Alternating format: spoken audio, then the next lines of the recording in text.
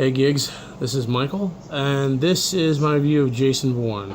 It will contain minor spoilers, just foreshadowing and forewarning, so here goes. After watching The Bourne Legacy, I was kind of hoping that either you kill the franchise or you bring Matt Damon back.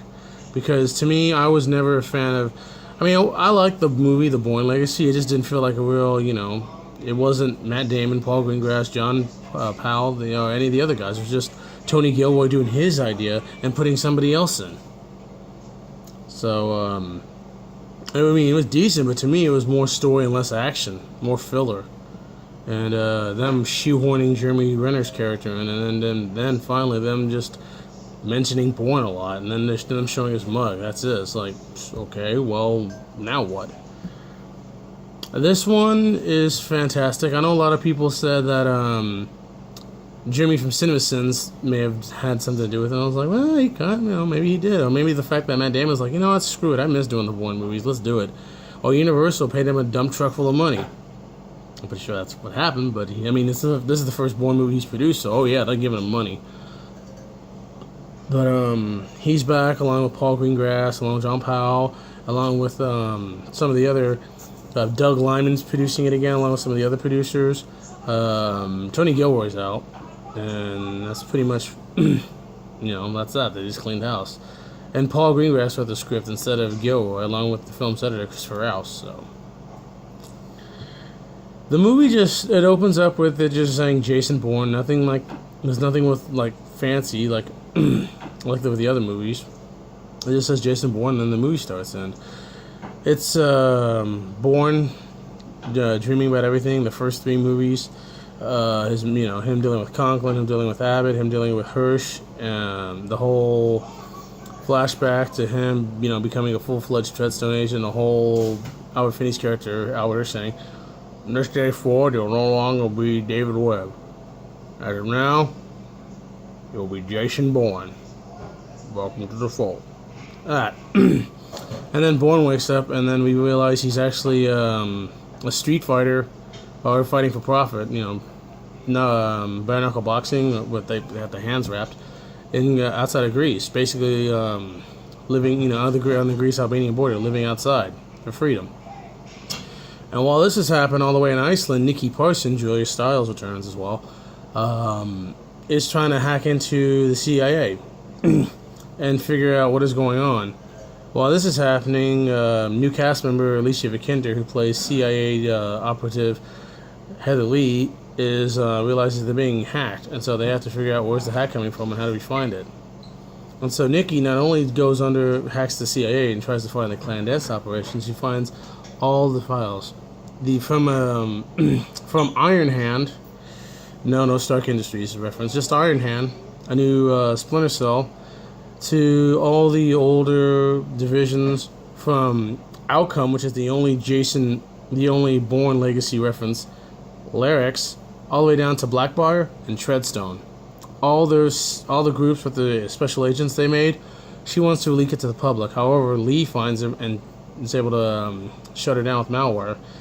And so she has to contact, when she finds out who it is, she has to contact CIA Director Robert Dewey, played by Tommy Lee Jones, and let him know what is going on. And so her idea is, we need to find Nikki Parsons because Nikki Parsons is still linked to Jason Bourne. We find Parsons, we find Bourne. And we find out that they both meet up in Greece. While this is happening, Dewey and Lee team up to get a sweeper team to find them. And while this is going on, they decide to bring in a new asset to take out Jason. The asset is played by French actor Vincent Cassel. And I think it's nice that they always get a European actor or foreign actor to play these assets who have to go after Bourne. You had Clive Owen in the first one as the professor, Karl Urban as Kirill, the Russian assassin, even though he wasn't a CIA asset. He was just a guy some billionaire paid off to kill Bourne. But still, he's in that list. And then you have Edgar Ramirez, who played Paz in the last one, who's the only asset to live, who's fought Bourne and lived so far. At the end of the ultimatum, he asked him, "Why did you not shoot me?" And then Bourne looks at him and just says, "Even know why you're killing me. Look at us. Look at what you make us. Look at what they make us give, which is the same thing Clive Owen told him when he got shot. Just said, the whole. Told him about he was Treadstone and where he lurked, and that was it. So Vincent Cassell plays the Asset. He doesn't have a name, just the Asset, and he is sent to kill Bourne and Nikki. Nikki gets killed by the Asset. They're escaping to Greece on a motorcycle. Nikki gets shot, and then of course he was trying to aim for Bourne. Bourne says, "I'll get you out of there, don't move." The Asset kills Nikki finally, but not before she gives him a locker key, sending Bourne on his quest. And so now Bourne, armed with info and a gun, decides he has to go to Berlin to figure out what was on this key card, this encrypted flash drive. I'm sorry, that Nikki had in possession, and also figure out what is going on. While this is happening, he's also getting shades of his past.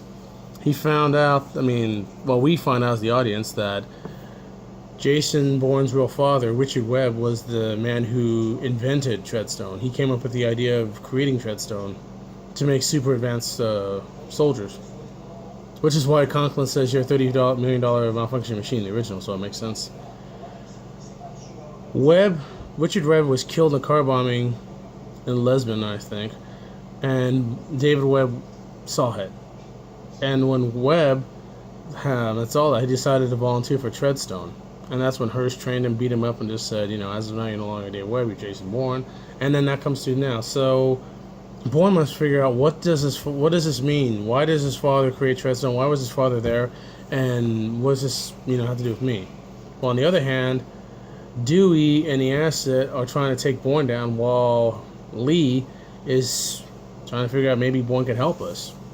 By reading Hirsch's notes, she figured maybe that she can bring Bourne alive and back into the CIA, back into the program. I thought it was great. Is it the best of the Bourne series? It was good as Ultimatum in the first one. The second one was okay, and I really wasn't fond of the fourth one because no Matt Damon, no Bourne movie, in my opinion. All the actors were great. Matt Damon, of course, is just, doing his thing. He hasn't lost a step. Alicia Vikander, I thought, did a fantastic job. She won an Oscar for The Danish Girl, so her playing a CIA asset, no problem. Her accent was like through and through. So, a little bit, it's an American accent, but I heard like a little bit of that British accent of hers. Tommy Lee Jones is Tommy Lee Jones, just playing a mean old surly CIA agent, just the whole, where's Bourne now? Okay. So doing that. Still, he's still good.